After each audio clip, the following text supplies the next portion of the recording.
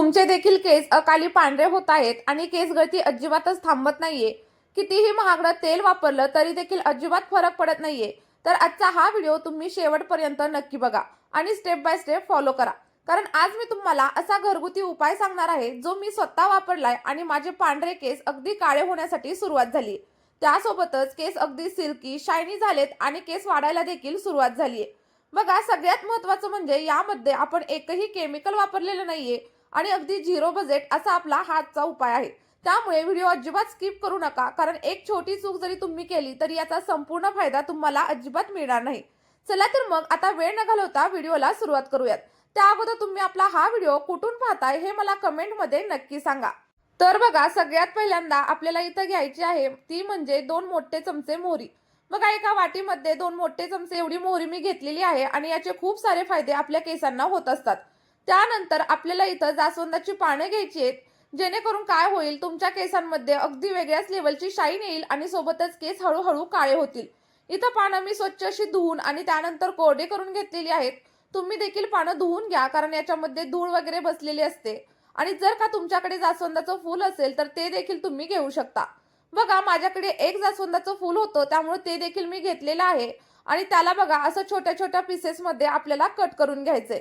जर याच्यावरती देखील धूळ वगैरे असेल ना तर तुम्ही ते देखील धुवून घ्या आणि एखाद्या कापडाने कोरडं करा किंवा मग फक्त धुवून घेतलं तरी देखील चालू शकतं. आता बघा, याचे छोटे छोटे तुकडे तुम्हाला करायचे आहेत, जेणेकरून काय होईल, याचा सगळा काही पोषक घटक आहेत ते आपल्या पॅकमध्ये उतरून जातील. आता त्यानंतर आपण जेवढ्या प्रमाणामध्ये मोहरी घेतली होती तेवढ्याच प्रमाणात आपल्याला मेथीदाणे घ्यायचे आहेत.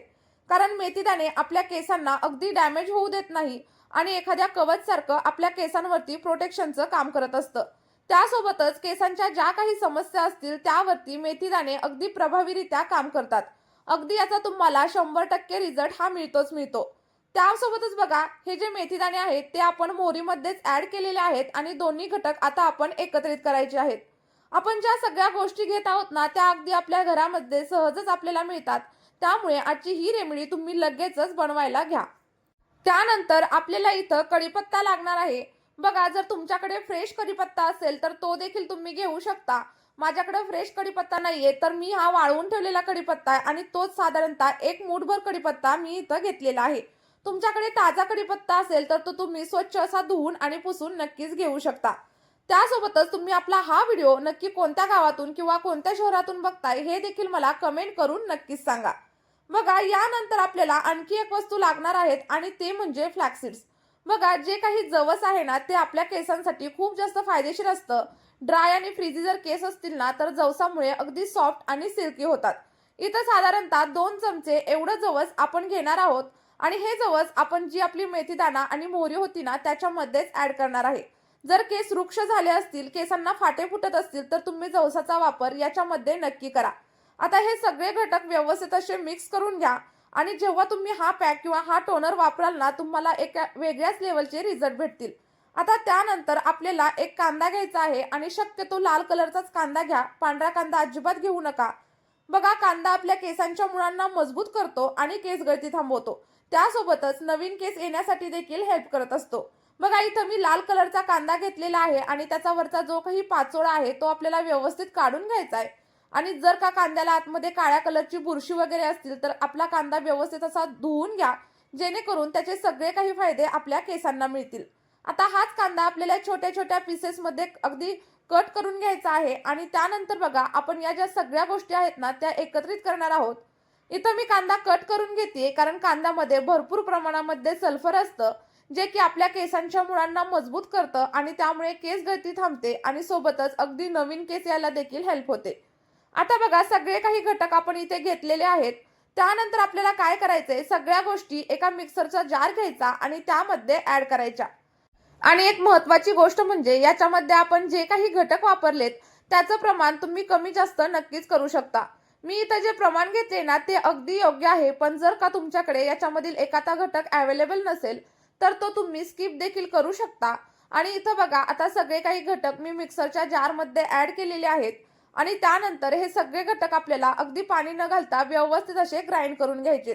बघा, जास्वंदाची फुलं, जास्वंदाची पानं आणि सोबतच कांदा हे सगळं काही अगदी आपल्याला बारीक करून घ्यायचंय, जेणेकरून आपली फाईन अशी एक पेस्ट तयार होईल.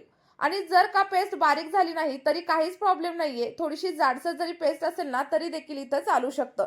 आता बघा आपली पेस्ट करून इथं रेडी झालेली आहे आणि याचा खूप छान असा सुगंध देखील येत आहे. बघा आपली पेस्ट अगदी बारीक झालेली आहे. त्यानंतर आपल्याला काय करायचंय, एखादा बाउल घ्यायचा किंवा मग एखादं भांडं घ्यायचं आणि आपलं जे काही पेस्ट आहे ती एका भांड्यामध्ये व्यवस्थित अशी काढून घ्यायची आहे. आणि तुम्ही इथं बघू शकता आपली जी काही पेस्ट आहे ती अगदी फाईन अशी रेडी झालेली आहे. आता त्यानंतर आपल्याला एखादं भांडं घ्यायचं आहे किंवा मग एखादं पातेलं, कढई जे काही असेल ते तुम्ही इथं घेऊ शकता आणि याच्यामध्ये साधारणतः 1 ग्लास एवढं फिल्टरचं पाणी ॲड करायचंय. बघा इथं तुम्ही बोरिंगचं किंवा खारं पाणी अजिबात वापरू नका. जेवढं शक्य होईल तेवढं फिल्टरचं किंवा मग गोड्या पाण्याचा वापर करा. आता जी काही आपली पेस्ट होती ती सगळी पेस्ट आपल्याला या पातेल्यामध्ये ॲड करायची आहे आणि त्यानंतर आपलं जे काही मिश्रण आहे ना ते अगदी व्यवस्थित असं ढवळून आणि एकजीव करून घ्या. जेणेकरून काय होईल, आपलं जे पेस्ट आहे आणि सोबतच जे पाणी आहे ते एकमेकांमध्ये अगदी व्यवस्थितरित्या मिक्स होईल. आता हे व्यवस्थित असं मिक्स केल्याच्या नंतर पुढची स्टेप खूप जास्त महत्त्वाची आहे. त्यामुळे तुम्ही आपला हा व्हिडिओ अजिबात स्किप करू नका. स्टेप बाय स्टेप फॉलो करा तरच तुम्हाला अगदी 100% रिझल्ट भेटतील.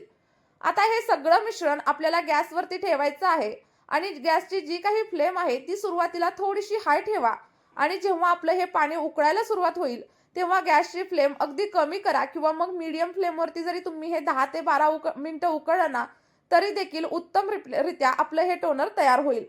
ज्याप्रमाणे मी सांगते सेम त्याचप्रमाणे तुम्ही हे करा. तुम्हाला अगदी 100% रिझल्ट भेटतील याची गॅरंटी मी देते.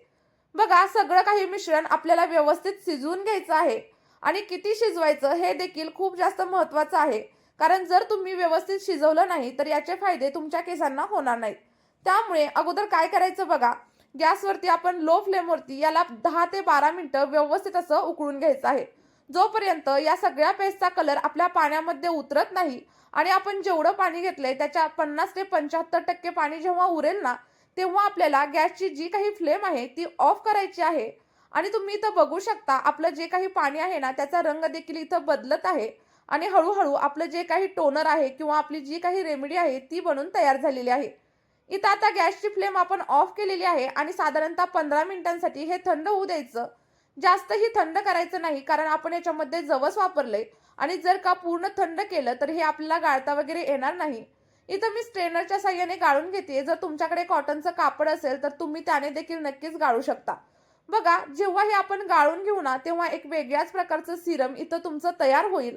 कारण हे सिरमच म्हणता येईल कारण आपण याच्यामध्ये फ्लॅक्सीड्स वापरले आणि फ्लॅक्सीड्समुळे आपल्या या जो पॅक आहे याला थोडासा चिकटसरपणा येतो आणि त्यामुळे तुमचे केस अगदी सिल्की आणि सोबतच शायनी होणार आहेत.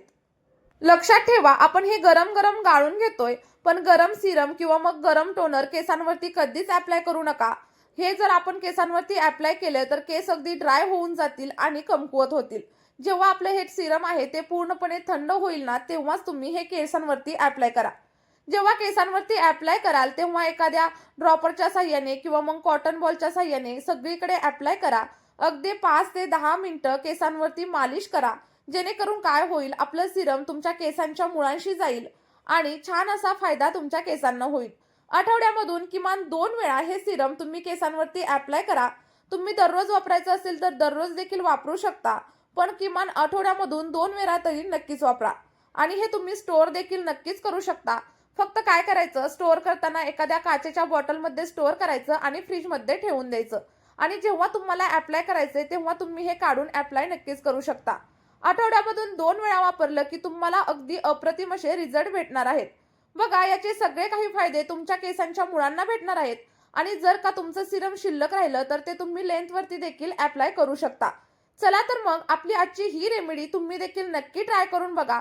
जे काही रिझल्ट भेटतील ते माझ्यासोबत कमेंटमध्ये शेअर करा आणि ही रेमेडी तुमच्या अशा मित्रपरिवारासोबत शेअर करा ज्या लोकांना हेअर फॉलचा, ड्राय हेअरचा आणि सोबतच फ्रीझी हेअरचा खूप जास्त प्रमाणात प्रॉब्लेम आहे. चला तर मग या व्हिडिओमध्ये आपण इथेच थांबूया. Bye bye.